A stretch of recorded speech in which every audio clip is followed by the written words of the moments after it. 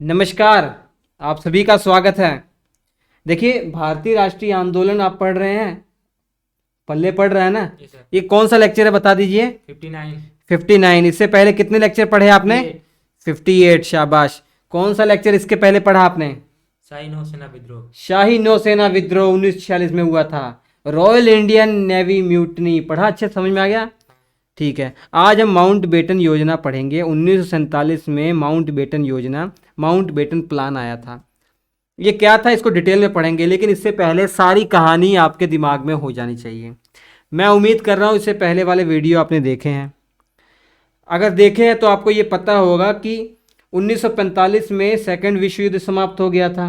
हो गया था और सरकार परिवर्तित हो गई थी ब्रिटेन में। और अब सरकार कौन सी पार्टी की बन गई थी? रोजगार पार्टी। Labour party. रोजगार पार्टी कौन सी है? Labour party. कौन सी रोजगार पार्टी है? Labour party. लेबर कौन सी पार्टी? Labour party. और लेबर पार्टी के जो प्रधानमंत्री बने थे कौन थे? क्लीमेंट एटली प्रधानमंत्री बने थे। ठीक है, कौन बने थे? रोजगार पार्टी नहीं भैया, तुम तो यार हद ही कर देते हो। क्लीमेंट एटली। और उन्होंने क्या कह रखा था, वो उदारवादी थे हमारे इंडियन के प्रति। उन्होंने कह रखा था कि हम इंडिया को आज़ाद कर देंगे। इसीलिए उन्होंने कैबिनेट मिशन भी भेजा था, जिसमें 3 मेन कैबिनेट के सदस्य आए थे। कौन कौन थे बता दीजिए, किसी का नाम अगर आपको याद हो। कैबिनेट मिशन के 3 सदस्यों का नाम? एवी अलेक्जेंडर और स्टैफर्ड क्रिप्स और Pethick Lawrence. Pethick Lawrence Bharat सचिव थे। ये 3 लोग आए थे। इनको काम दिया गया था कि इंडिया में आपको एक प्रश्न का हल ढूंढना है कि सत्ता को कैसे ट्रांसफर किया जाए। अंग्रेजों के पास सत्ता है, वो इंडियन को देनी है, कैसे ट्रांसफर करनी है वो तरीका ढूंढना था। और संविधान निर्माण करने वाला एक सिस्टम बनाना था जिसे संविधान सभा कहा गया था। उसका चुनाव कैसे होगा वो सारे सिस्टम करवाने थे।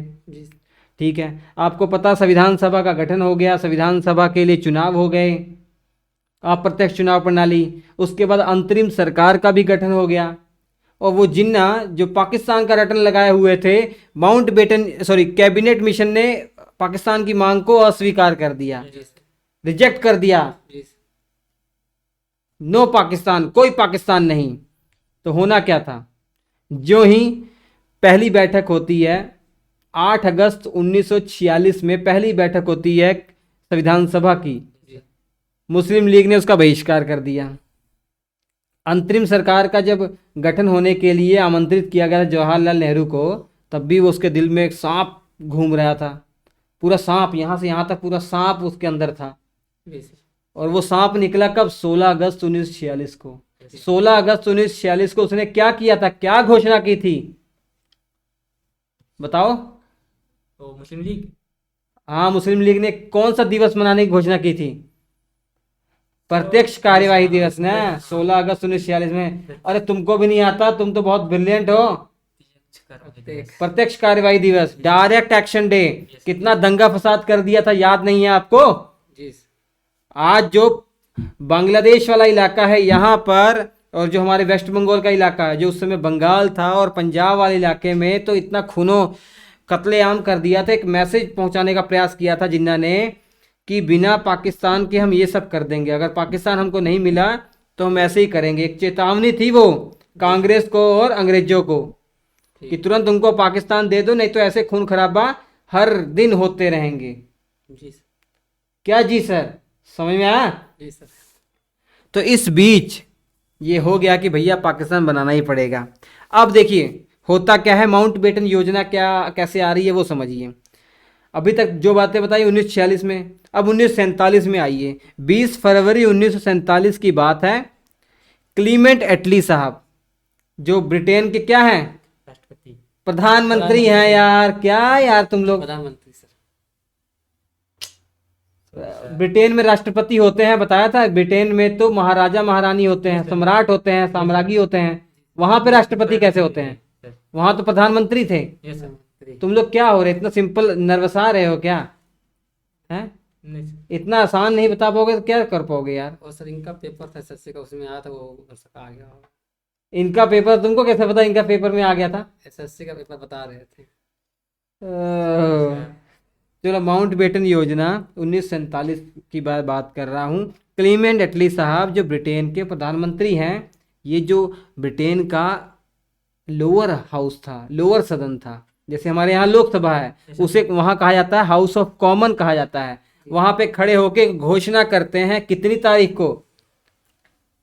20 फरवरी को। 20 फरवरी 1947 को कहते हैं कि भैया ये अगले साल 1948 में जो 30 जून आएगा ना, 30 जून 1948 से पहले पहले हम इंडिया को आज़ाद कर देंगे। 30 जून 1948 से पहले पहले हम इंडिया को आज़ाद कर देंगे। ये किसने कहा था? क्लीमेंट एटली साहब ने, हाउस ऑफ कॉमन में। याद हो जाएगा कितनी तारीख से पहले पहले? 30 जून 1948 से पहले पहले हम देश को आज़ाद कर देंगे, इंडिया को। उससे पहले कभी भी कर देंगे आज़ाद। ठीक है। अब अगले ही दिन मतलब 21 फरवरी 1947 को ये घोषणा कर ली ब्रिटिश पार्लियामेंट में कि भैया वायसराय चेंज कर दिया जाएगा, वायसराय चेंज कर दिया जाएगा। अभी लॉर्ड वेवेल वायसराय थे, अब बदल कर किसको बना दिया गया? लॉर्ड माउंटबेटन को। घोषणा हुई 21 फरवरी 1947 को, और लॉर्ड माउंटबेटन कब जाते हैं इंडिया? 24 मार्च 1947 को। और यहाँ पर एक वायसराय, एक नए वायसराय का स्वागत एक पुराना वायसराय कर रहा है इंडिया में। ये अद्भुत नज़ारा पहली बार देखा गया। अमूमन क्या होता था कि जो वायसराय का कार्यकाल पूरा होता था, वायसराय को जब उनका टाइम पीरियड ख़त्म कर दिया जाता था, तो जो पुराने वायसराय हैं वो इंडिया से इंग्लैंड आ जाते थे, तब नए वायसराय जाते थे। लेकिन माउंटबेटन ने ब्रिटिश पार्लियामेंट से ये रिक्वेस्ट की थी, लॉर्ड वेवेल को वहाँ रहने दीजिए, मुझे हेल्प चाहिए, क्योंकि आपने मुझे इतना बड़ा टास्क दिया है कि जो स्वतंत्रता कैसे देनी है इस मुद्दे को हल करने के लिए। तो लॉर्ड वेवेल वहीं थे, इन्होंने अपनी बातचीत की होगी, माउंटबेटन ने अपनी हेल्प मांगी होगी। उसके बाद वो पूरे भारत में घूमे क्या, भारत के बड़े बड़े नेताओं से मिले। उनको मिलने के बाद ये एहसास हो गया भैया ये लोग ने विभाजन करके ही मानेंगे, ये लोग विभाजन करके ही मांगेंगे, हिंदुस्तान पाकिस्तान ये करके ही मानेंगे। ये मान लिया। उनका ये दिमाग में, उनके दिल में ये कब आ गया विभाजन करना ही पड़ेगा? क्योंकि जब उनकी मुलाकात जिन्ना से हुई, जिन्ना को जब इन्होंने छुआ हाथ से तो निकल रहा है पाकिस्तान। मतलब ये जोक सपाट है कि मतलब पाकिस्तान वो कर रहे हैं। जिन्ना 1940 से उनके चाबी भर दी किसी ने। किस चीज की चाबी? पाकिस्तान। नींद में है तो पाकिस्तान। खेल रहे हैं, खाना खा रहे हैं, पाकिस्तान। उनको छुओ तो गिर जाते हैं पाकिस्तान। ऐसा हो गया था। जैसे आपको थप्पड़ मारेंगे तो आप ऐसे कहोगे, उनको मारो वो कहेंगे पाकिस्तान। ठीक है। तो पाकिस्तान जब इतना नारा लगा दिया उन्होंने, तो माउंटबेटन जब मिले उनसे, तो माउंटबेटन को पता लग गया भैया पाकिस्तान बंटवारा करना ही पड़ेगा। अब इन्होंने, माउंटबेटन साहब ने अपनी योजना प्रस्तुत की। इसमें मेन क्या बातें थी वो समझ लीजिए, जो हमारा मेन ये टॉपिक है। इसमें इन्होंने मान लिया कि भारत और पाकिस्तान दो अलग देश कर देने चाहिए। मतलब भारत के विभाजन की बात यहाँ पर मान ली गई है। और इन्होंने ये भी बता दिया कैसे विभाजन होगा। इन्होंने बताया जो बंगाल वाला इलाका है और पंजाब वाला इलाका है, इसके पहले 2 टुकड़े किए जाएंगे। क्योंकि हालांकि यहाँ पर मुस्लिम आबादी ज़्यादा है, लेकिन बहुत सारी आबादी पंजाब वाले इलाके में सिख और हिंदुओं की भी है, बंगाल वाले इलाके में भी हिंदुओं की है। इसलिए बंगाल को 2 भागों में बांटा, पश्चिमी बंगाल, पूर्वी बंगाल। पंजाब को 2 भागों में बांटा, पूर्वी पंजाब, पश्चिमी पंजाब। मैप में देखिए, ये पूरा आपका पूरा का पूरा ये बंगाल था। इसको देखिए 2 भागों में बांटा, देखिए ध्यान से। ये वाला जो इलाका, ये वाला इलाका, ये ये पश्चिमी बंगाल है, ये हमारे पास आ गया। ये पूर्वी बंगाल है, ये इनके पास आ गया। और यहीं पर एक जगह है, आसाम वाले क्षेत्र में पड़ता था, सिलहट। कौन सी जगह है? सिलहट। ये सिलहट, ये जगह भी किसको दे दी गई? पाकिस्तान को। हालांकि यहाँ रेफरेंडम करवाया गया था, जनमत संग्रह करवाया गया था। यहाँ पर मेजोरिटी में मुस्लिम थे, यहाँ पर वोटिंग करवाई गई थी, इनसे पूछा गया था, तो इन्होंने पाकिस्तान में जाना चाहा।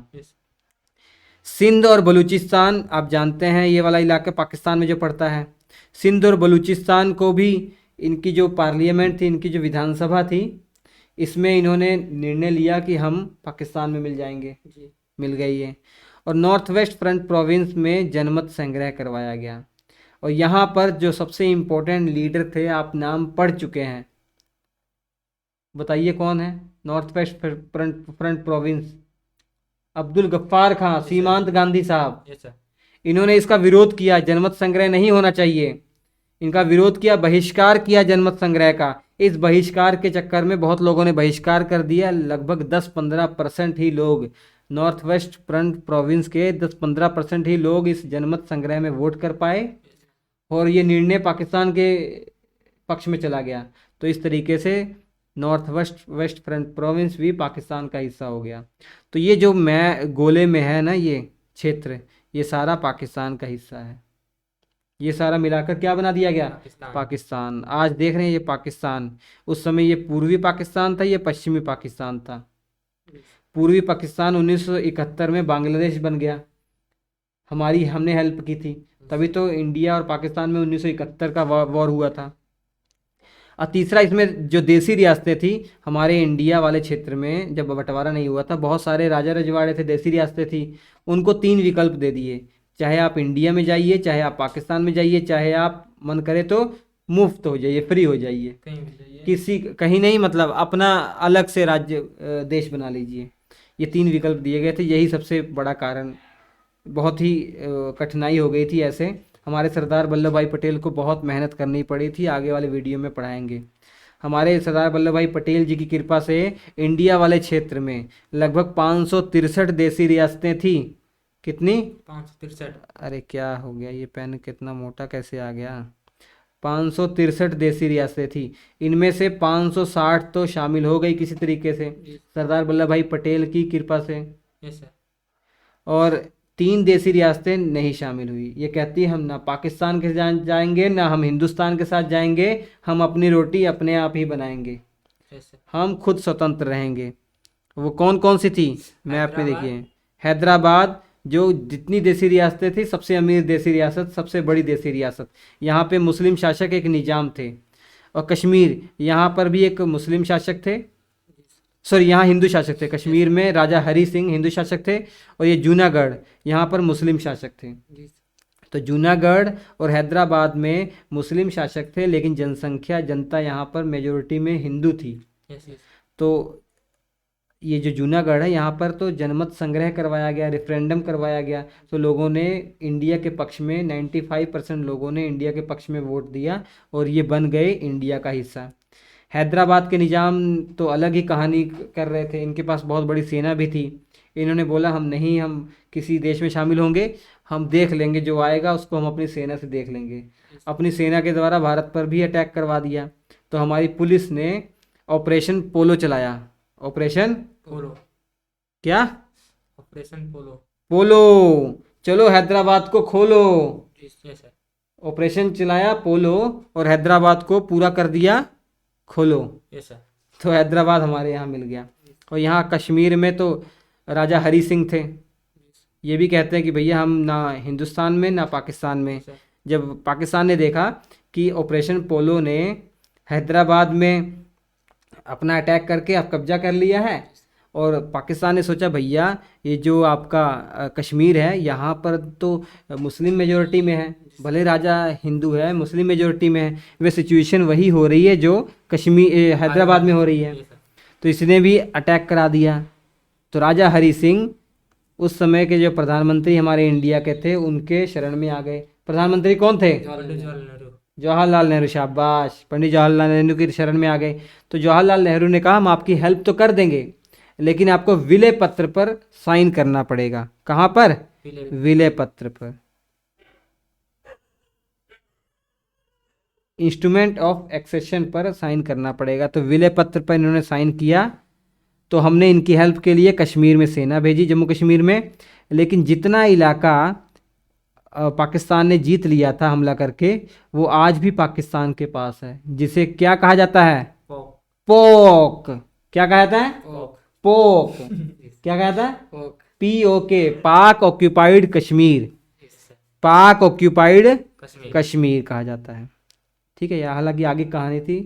अभी फिलहाल आपको क्या पढ़ना है, माउंटबेटन योजना के प्रमुख प्रमुख बातें, भारत का विभाजन, पाकिस्तान जो बनेगा कैसे कैसे बनेगा ये बताया गया है, और विकल्प देशी रियासतों को 3 विकल्प दिया गया है। Yes, sir. अब इस माउंटबेटन योजना पर कांग्रेस की क्या प्रतिक्रिया हुई? Yes, sir. कांग्रेस ने 14 जून 1947 को कांग्रेस की बैठक हुई। Yes, sir. अब इस बैठक की जो अध्यक्षता JB कृपलानी कर रहे थे, दिल्ली में ये बैठक हुई। यहाँ पर गोविंद वल्लभ पंत साहब ने एक प्रस्ताव रखा, विभाजन का प्रस्ताव, Yes, sir. विभाजन का प्रस्ताव रखा कि भैया हमें अब ये जहर तो है, पीना ही पड़ेगा।